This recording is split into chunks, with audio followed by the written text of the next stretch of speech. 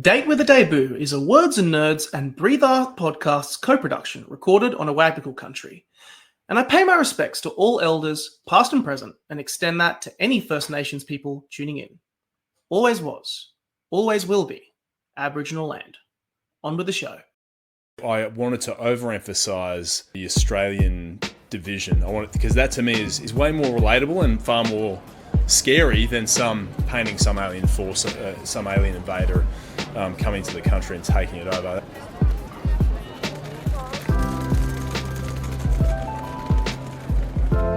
Welcome to Date with a Debut, a podcast about debut authors, their incredible books, and their journey to publication. If you are looking for a new author to discover or writing inspiration for your own story and you don't know where to start, this is the place to be. I'm Nick Wasiliev, author of When Men Cry and your host for today's show, and I'm delighted to welcome another debut author in today's episode. If you enjoy the show, or indeed any other shows on the Words and Nerds platform, jump online and give us a thumbs up, a 5-star review, wherever you are listening. Thank you for listening to us and for supporting the Australian book industry. You can also find any books mentioned in today's podcast down in the description. Today, I'm joined by Mark Wales, formerly of the Australian Special Forces. He's a veteran, now a corporate speaker, TV reality star, actor, and author of the memoir Survivor. However, we're here today to talk about his brand new fiction debut, Outrider, published by Macmillan, which you can get a copy of right now in the description. Kicking off this discussion, I asked Mark about his experiences of transitioning over from writing memoir and pulling from his own experiences to crafting worlds of fiction, and also how being on the set of an exciting blockbuster film inspired his writing.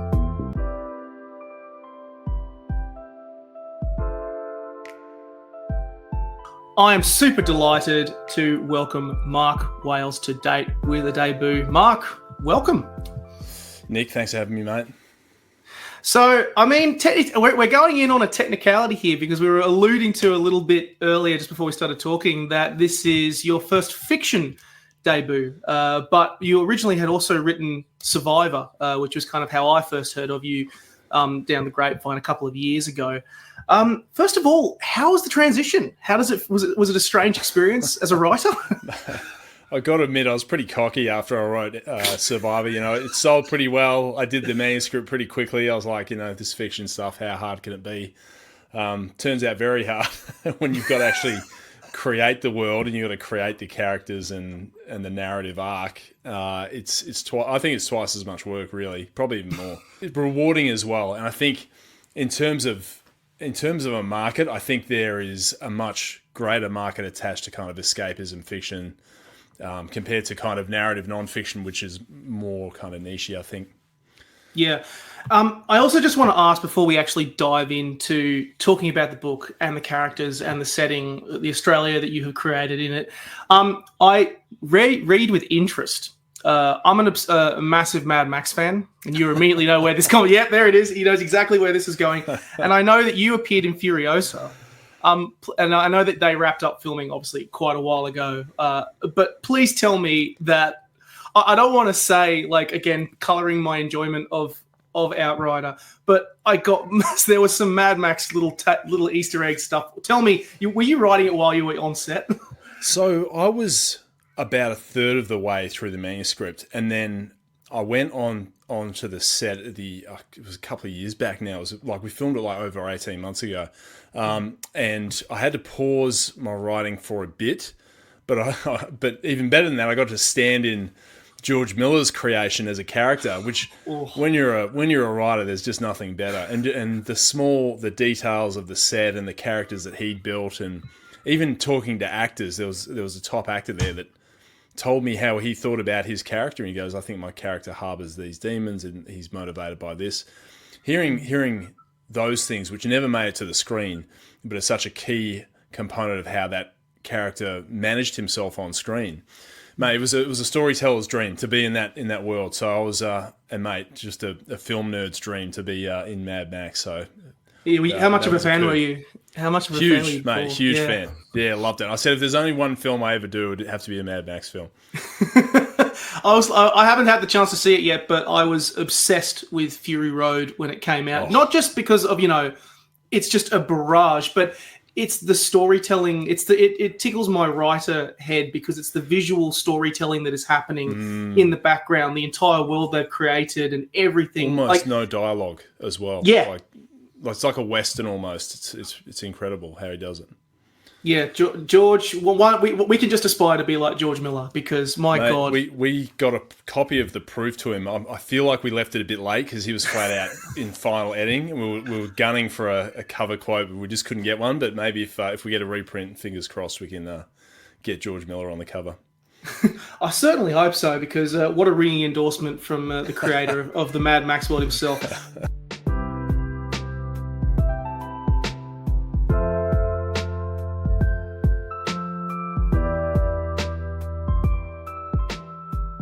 Without further ado, though, let us dive into Outrider. And I first of all just want to, we usually start these kind of discussions by giving you the classic elevator pitch. So what is Outrider about? Well, Outrider is about a father and a son trying to escape a civil war set in the near future in Australia. And it's about the drama and the tension of trying to protect a child while there's a war going on all around you.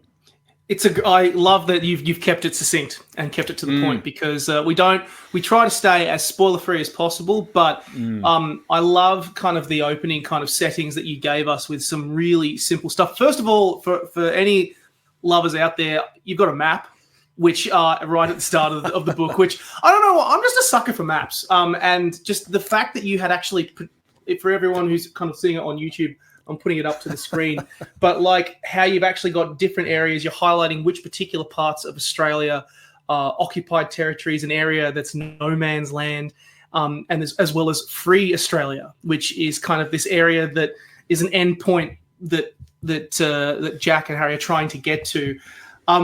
My God, a lot Mate, to unpack here. The map freaked me out a bit when I saw it. I was like, ooh, I didn't. That's a bit nasty, isn't it? Like where our country's kind of half occupied. I was a little bit worried. I'm like, oh, this might be a bit more nasty than I thought. But as soon as you see that map, you know this is a different world. It's a different time.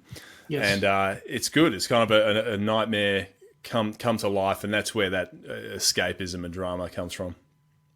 Maybe it's the like. Sometimes I find myself going to sleep at night listening to things like war graphics and hearing about what actual hypotheticals could it look like, for example, if Australia was invaded, and that how it actually is quite a difficult, challenging terrain to, even though we haven't got a huge population, how difficult it is to navigate. But in this world, it's 2029. I believe it started with a war in Taiwan. Is where once the boots got on the ground in Taiwan, everything just went to shit.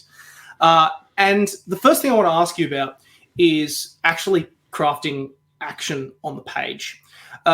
We were talking about it before we started recording, but obviously immediately I went to Survivor as my framework to examine how you kind of crafted this. But there was a real sense of you treaded a line, which I really like. You know, a lot of people will think of Matthew Riley as some of the great action writers, but there was something a lot more grounded in how you wrote your action scenes and the visceral nature of it. Tell me a little bit about that and that process. So I don't know where I got this from. I think it was from Stephen King on writing. He goes, look, you don't need to explain everything to the reader. You can really just offer some anchor points and let them paint the rest of the picture themselves. It really is, you almost say more with that scene than you do if you try and explain it in detail.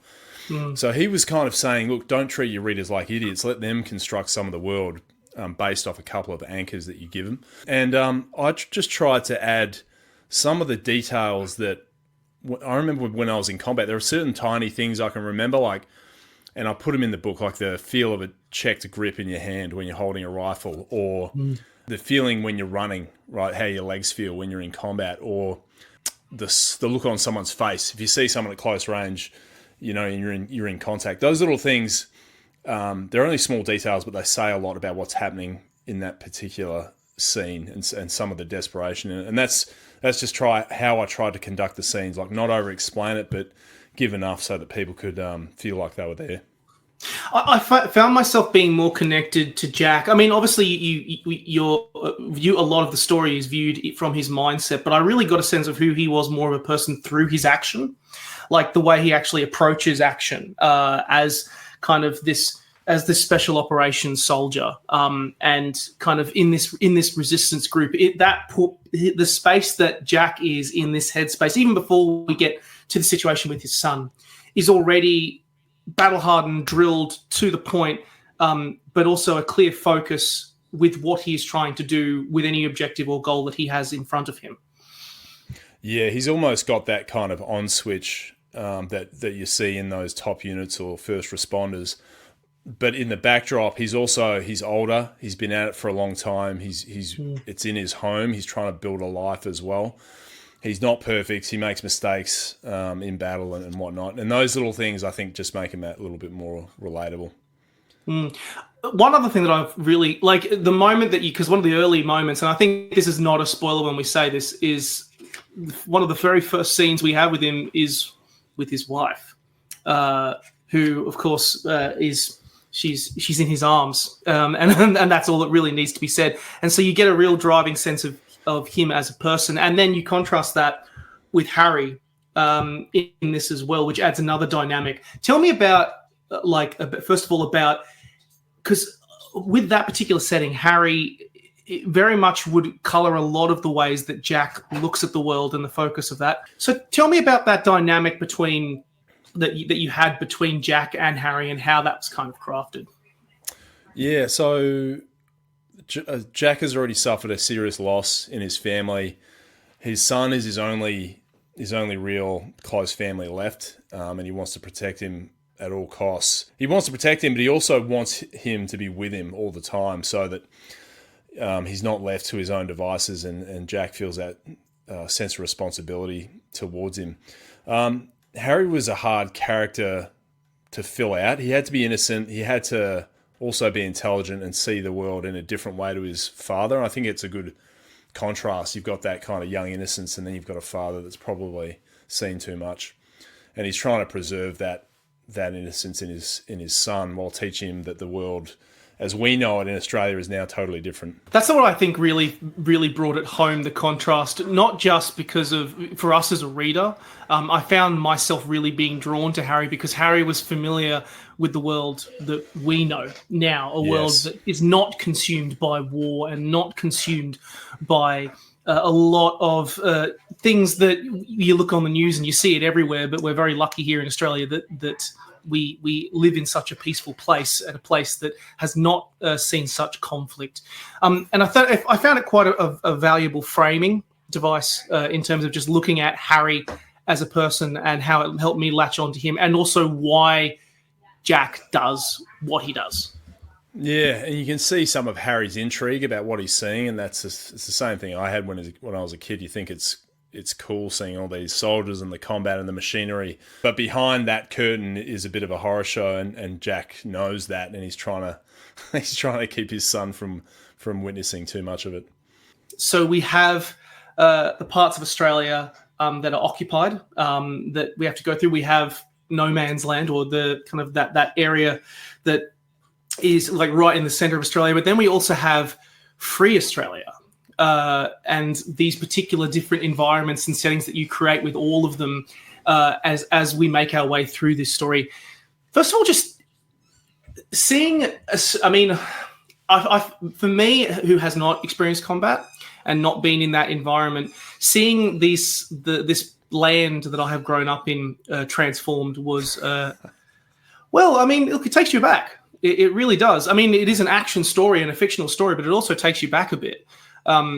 Imagining what such a scenario could look like unfolding in front of your eyes. But I imagine for you, it probably would not have been as difficult given that setting. But what was it like transforming your own homeland into that sort of setting? It was great fun because I've had those thoughts. I'm like, what would actually happen? Like, if a resistance formed in the country, where would it be? What would it look like? How would society reorganize itself? That to me is a really interesting question. It happens in countries all the time, Israel, Ukraine, these countries that are, their existence is at threat, they reorganise their society and the roles that people play, the occupations. They all become geared towards survival. And that's kind of what I enjoyed about this, is like you get to pull away some of the facades we've built around our world in the 21st century. They all go away, and what's left is tribes and survival and hope, and that's it. It definitely felt like a different... I mean, it still felt like the Australia that we're familiar with, but it did almost feel like a character in itself. The landscape itself and the way that you crafted war-torn Australia.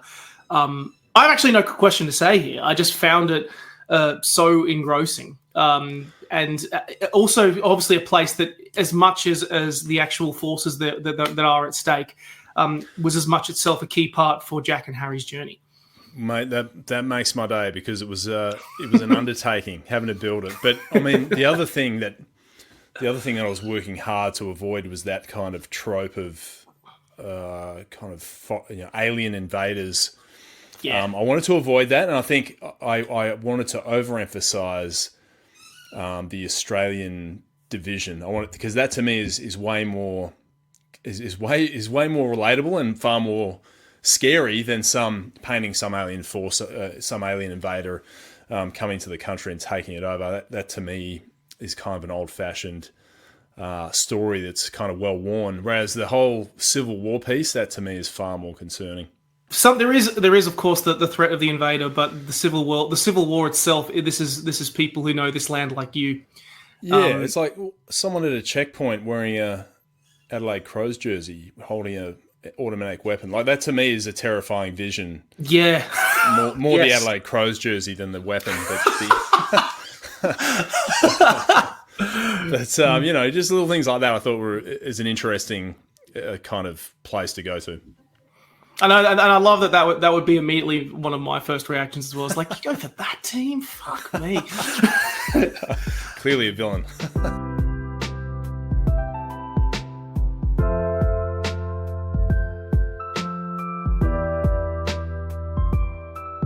I really do want to dive into the book a little bit more, but I want to keep it spoiler-free as possible. And instead, I want to kind of also pivot a little bit to your writing journey about with this creating this fiction world, particularly. Obviously, the contrast between writing a memoir with Survivor is very different to writing fiction, and you did touch on it a little bit earlier. How it's a lot of world building, a lot of stuff, extra stuff around that when crafting this. Talk to me about the actual process when you kind of sat down with this scenario. First of all, where the hell did this scenario kind of come from? It had always been sitting in the back of your head. And then once you did that and you kind of had this story and you presented it to Pam Macmillan, how was it like crafting it and putting it together? Mate, I thought about this. I thought about this story at some point. It was actually during the lockdowns in Melbourne. I was like, imagine if, and my editor's going to hate me for this. He's like, don't talk about COVID. People don't want to hear about it. But I was like, what if the basic functions of society just went away? And so we couldn't feed people. We had no energy. There were no first responders. All the services that we have just disappeared. I was like, well, that'd be a pretty interesting scenario. And what would happen if a state completely collapsed economically? Like, would we be open to some sort of foreign interference? Who knows? And so I came up with these ideas, and I'm like, well, hang on, what if all the things we were doing overseas as a country, we brought back to Australia and had a scenario play out where, it's someone else playing with our country, and we're in the middle of this game, we're pawns in this game being played by a much larger power. That could be such an interesting world, and it would totally change our country. It would change our society, and that was the premise of the story. I'm like, let's build a world where part of Australia's collapsed, part is taken over, people are just trying to survive, and we've all just broken down to these little tribes. I love that is what of course it came during COVID. Like, so many stories and so many particular stories of like a certain nature arrived while we were all sitting at home in that set down. So I am not surprised that this was a COVID book that arrived out of the blue.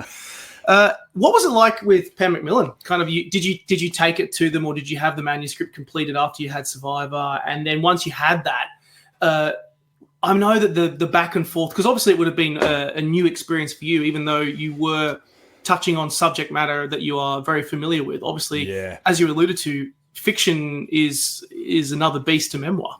It's a big pivot, and I had this discussion with my editor. So it's Alex Lloyd at Macmillan. He's actually Matthew Riley's editor as well, which is where the map came from. That was Alex's idea. So good shout out to Alex. But Alex said, and I've been thinking about another book for a while, and I'd had this idea about doing a non-fiction book on kind of leadership, and that complements my kind of speaking career. And I was thinking about it. I'm like, I just couldn't get excited about it. But I had this other idea about fiction where Australian society kind of collapses into this civil war, and a father and a son are trying to escape it.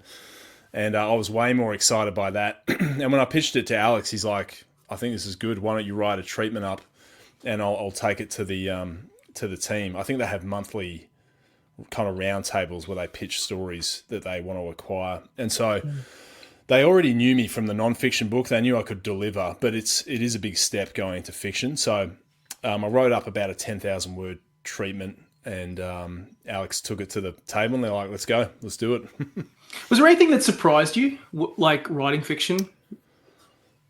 Yeah, it was the mental horsepower needed because it feels like you're kind of simultaneously interpreting. You're having to think up this world and these characters.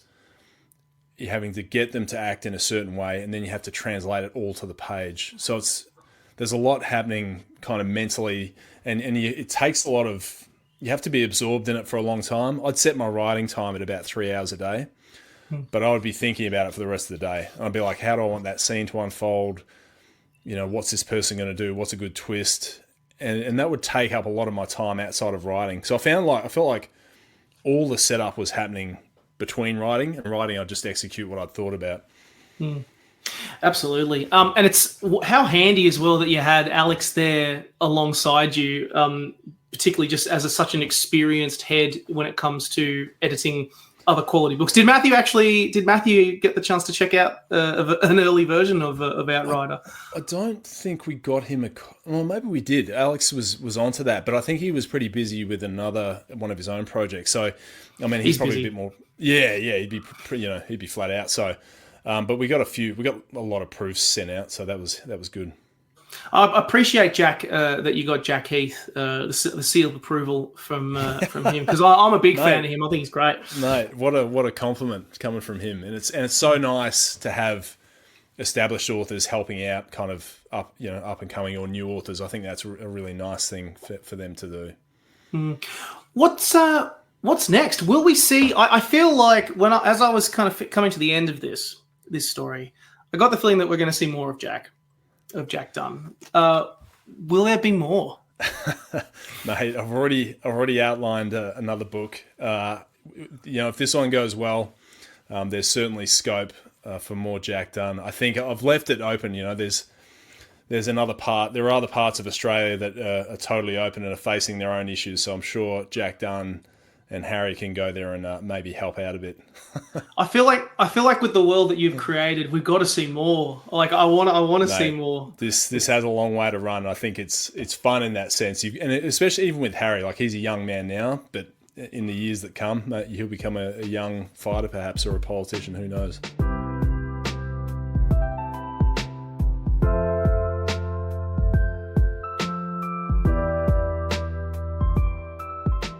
We like to finish off the podcast with a quick-fire, rapid-fire section where I just throw a bunch of questions at you, and you give me the first answer that comes to your head.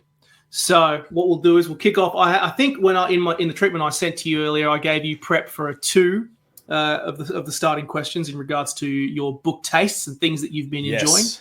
So I want to hit you with the first question, which is, what is your favorite book that you have read in the last 12 months? Oh. A non-fiction one, which is actually kind of old now, but it's called Blind Man's Bluff, and it's a submarine warfare book that came out in the late 90s. Mm-hmm. And I remember seeing it at the bookshelf when I was at the Defence Academy. I never read it. I finally bought it, and it is a cracking read. It's really good. I've never heard of Blind Man's Bluff, but I mean, that sounds like as alluded to. I want to improve my action reading capabilities and new books. So another one to add to the TBR pile that's about 5 meters high. And the other one that I've reread and just love is Blood Meridian by Cormac. Oh yes, yeah, that's great. I just think, mate, it's a before and after moment in life reading that book. It's such a good depiction of really an apocalypse, but he's such a good writer. In the 1800s, he's so good. Yeah, he's such a good writer. I love it. Some of my favorite. Yeah, The Great Late. It's so many great moments of action and great ideas of stories have come out of his hands, and it's just I love it. I love it so much. What's your favorite debut novel that you've ever read? Ready Player One. Oh, yes. That was a cracker, and I have to. I give him so much credit for his world building, because that again was a really great effort, and the way he built not just a real world but a virtual world as well, plus all the kind of pop culture references that went along with it. I think that was a really good effort. Yeah, it's just not just the fact that it's all happening inside the Oasis and everything like that, but just part of me had always wondered when they were going to adapt it to a film, like the amount of budget that would have been set for IP. In all that intellectual property, insane. But it's great. That's such a great story. Did you read the second one? I did. I didn't love it. I didn't love the second one, but I mean, how was it received critically? The second one. Yeah. I feel like he spent a long time on the first one, and I feel like maybe he got a bit more pressure with the second one to bring that out quicker. I think the second one's hard, right? Because people are under a bit more of a time pressure and maybe expectations. So I think it depends on the person, because some people, for example, if you've planned out a trilogy or whatever, and the first one is really successful, the second one can often be the one where you feel no pressure, because you know that whatever it is, it's people are going to work it and roll with it. But each their own. Another author I've kept an eye on is Jack Carr. So, and he's got that very Michael. Is it Michael? I can't remember the comparison authors, but he's done really well. He's ex-Navy SEAL. He's written some great kind of action books, very revenge-based, probably a little bit flag-wavy for my liking, but still really good reads. And he's done an amazing job with just the commercial side of it. Well, love the sound of those. Do you have a favourite word? I don't have a favourite word, but no, there was a couple I was overusing in the book. Filthy, for some reason. Filthy. Alex is like, find something else. You've overused it. That was one. And then there's an editor I keep reading who seems to use the word grotesque like every couple of paragraphs in his editorials. I'm like, mate, you got to dial that back. Yeah, I do love that. Sometimes you can get pulled towards a particular word if you in trying to nail a setting or an environment. Gritty, I think that's filthy. Filthy is a good way to describe it. Yeah. If there was one particular story, like whether it be a story about from a military background or action-based story or book that you think is underrated, what do you think it is?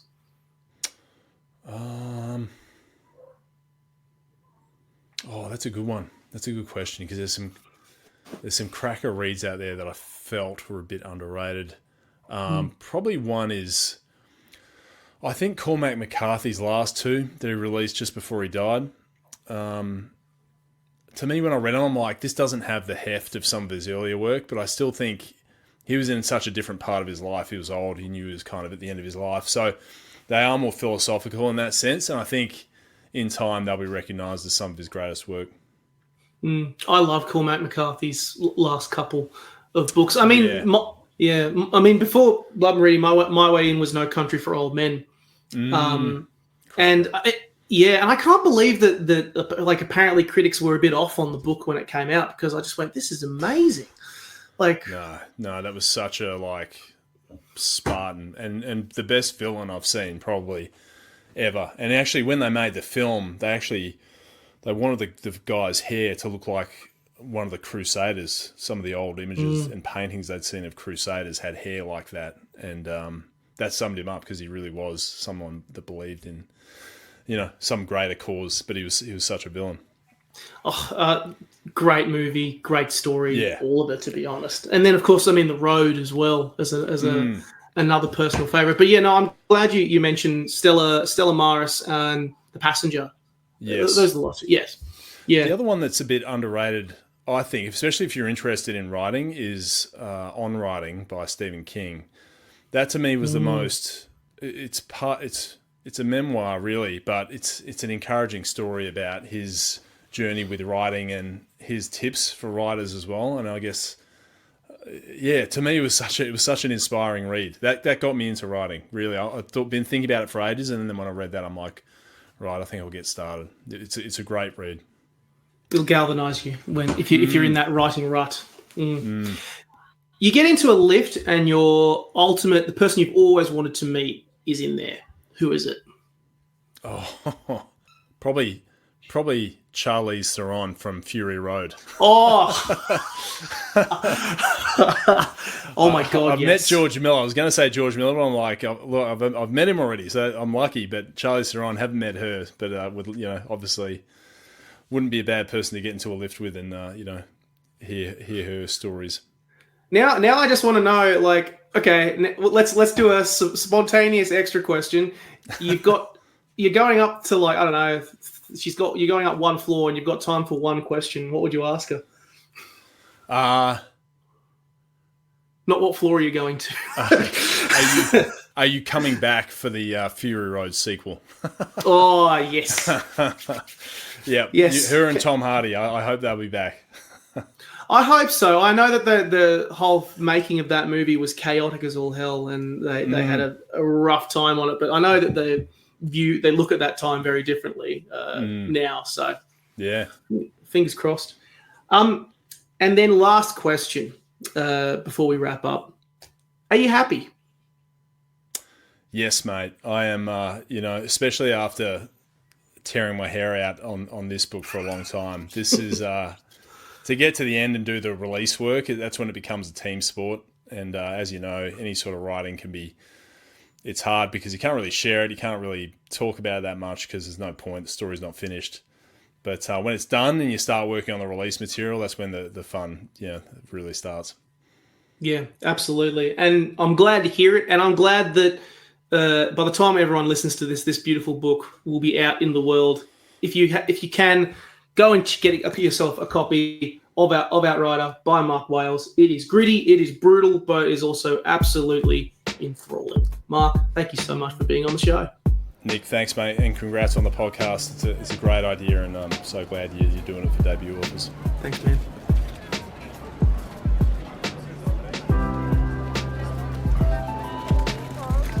Thank you for listening to today's episode of Date with a Debut, and for listening to the Words and Nerds channel.